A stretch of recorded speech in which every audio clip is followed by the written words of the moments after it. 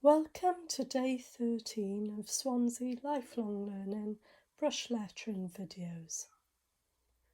I'm Judith Porch, and in today's lesson we're going to look at the curved letters starting with the A, the Q, the D and the G.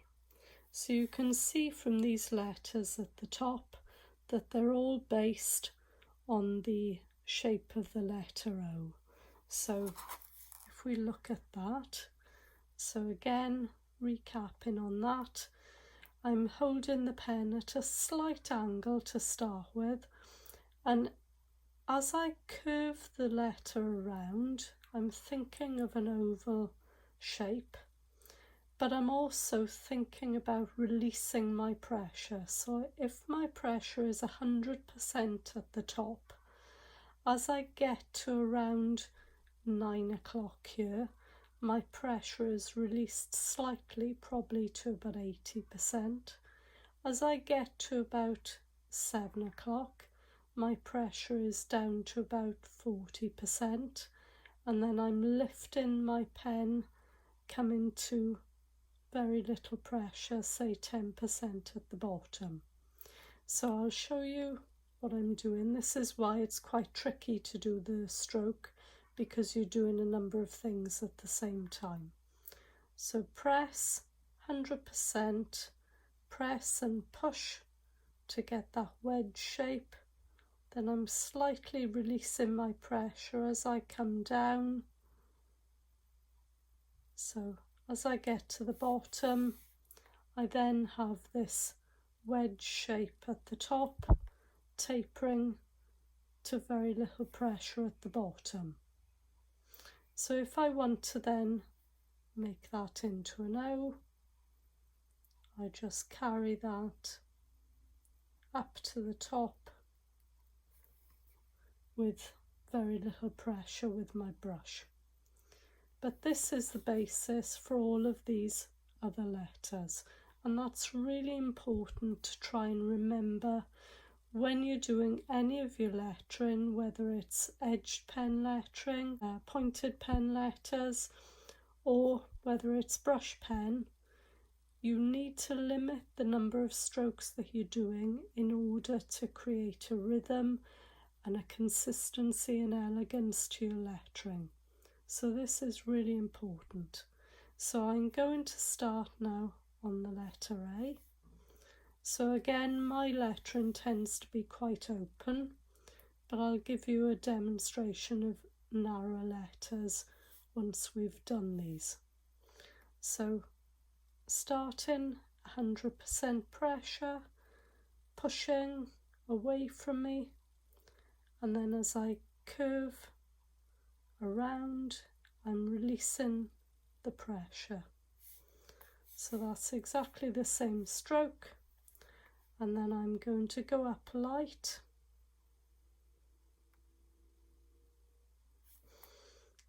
could have been a bit lighter I think there, and then I'm going to do a down stroke.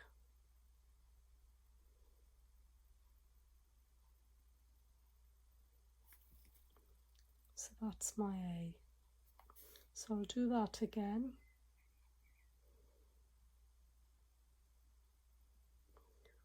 Releasing my pressure as I come to the bottom, and I'm just describing a curve there.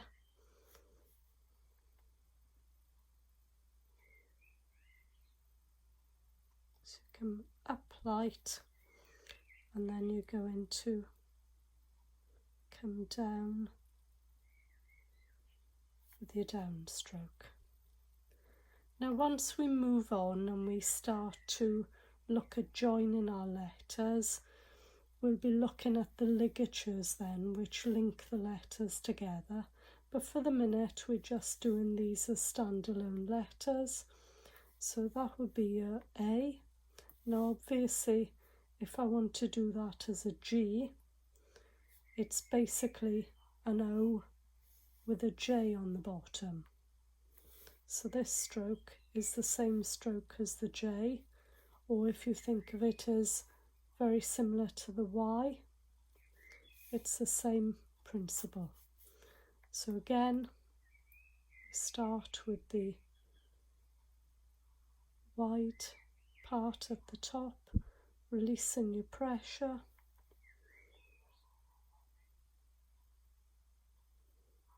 Come up and then press down. So this is the same as the stroke we did for the J.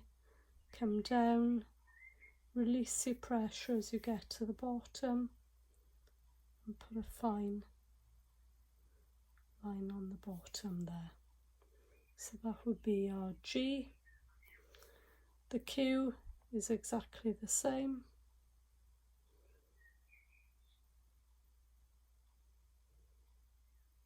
So come around, lift up, and then this is just a down stroke. And then if you want to, you can put a little tick on the end of this, just using the point of the brush just to lift that up. So if you're doing a D, again it's the same, but with an ascender rather than a descender.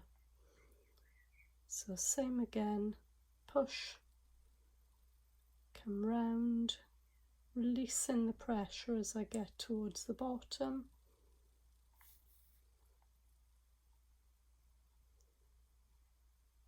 White stroke up, and then I tend to hold my brush where I know I need to cover. So my downstroke is going to come here, and then I go above to start my downstroke.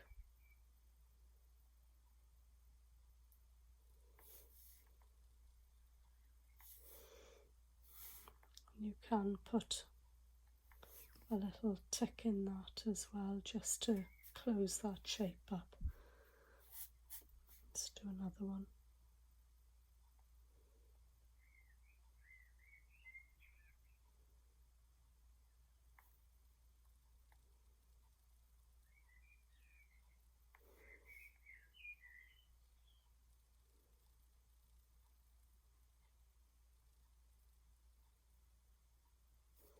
That's better. So again, you can do that little tick like we did on the C, which just closes that edge in a little bit. So if I was doing these as a very narrow letter, so it's exactly the same principle.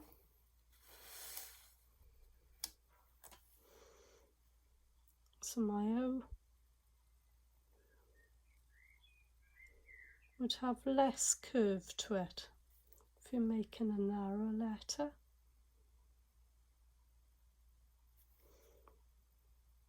It would be that sort of width. And then obviously all of the other letters have to go with it.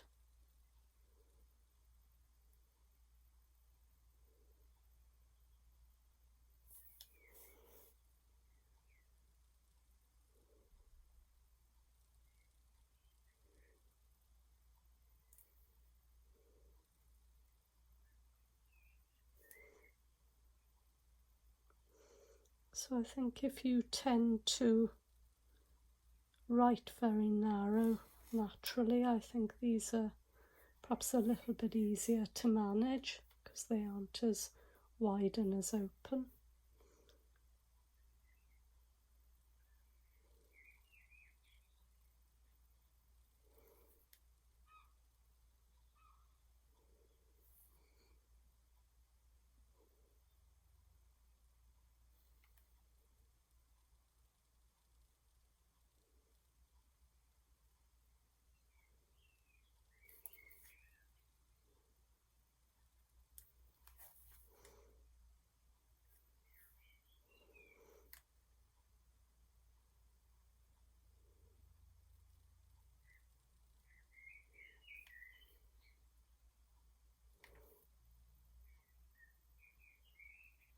And the G again, It's just like a J. So come down and lift your pressure. And again, remembering that this width should relate to the width of the letter. I'm not quite sure with this brush, it's giving me a bit of a bump there. Let's try that again.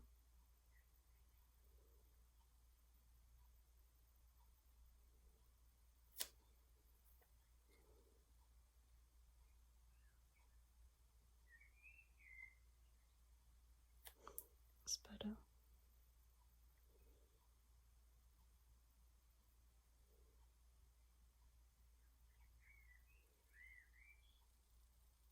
I think this left hand lifting for a right hander is more tricky because you've got a bit more control coming this way, whereas coming this way the tendency is to press a bit harder, and of course what you need to be doing is pressing lighter.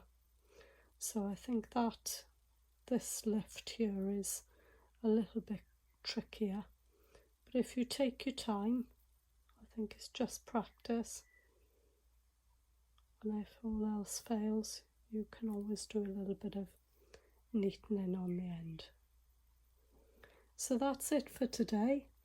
So for tomorrow's session we're going to be looking at lots of exciting pens, lots of different colours and some glitter. So we're going to have fun tomorrow. So I look forward to seeing you then. Thanks for watching.